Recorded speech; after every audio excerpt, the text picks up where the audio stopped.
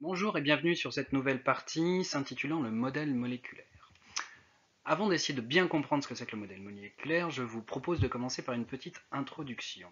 À savoir que nous avons déjà fait de la chimie en année de 6e et en année de 5e, où nous avons vu différentes choses, comme dernièrement sur les masses volumiques, et on peut constater lors de nos expériences que certaines matières sont plus denses que d'autres. Elles vont donc flotter sur l'eau, se retrouver à la surface, comme l'huile au-dessus de l'eau, ou couler comme un clou dans l'eau, ou au contraire flotter comme le liège que l'on voit sur l'image de droite.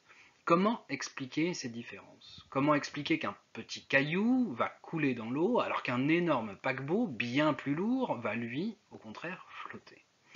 De la même façon, nous avons vu en classe de 6e aussi que la matière peut être sous différents états.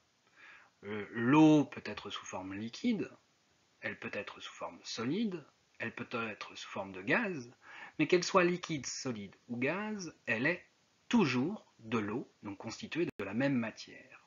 Comment se fait-il, alors que la matière est identique, qu'on y voit des différences?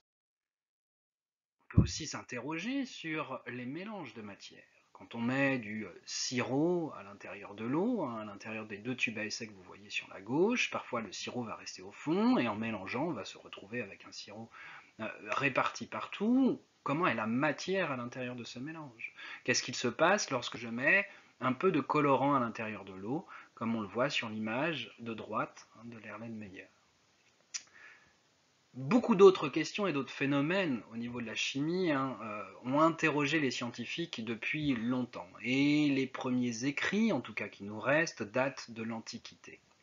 Euh, pour essayer de comprendre un petit peu mieux, ici, et trouver des réponses à la constitution de la matière, je vais vous inviter donc à réaliser les activités qui sont dans les pages 30 et 31 de votre manuel, qui retracent un petit peu l'historique du modèle moléculaire que nous allons ensuite essayer de mettre en œuvre ensemble dans la suite de cette partie.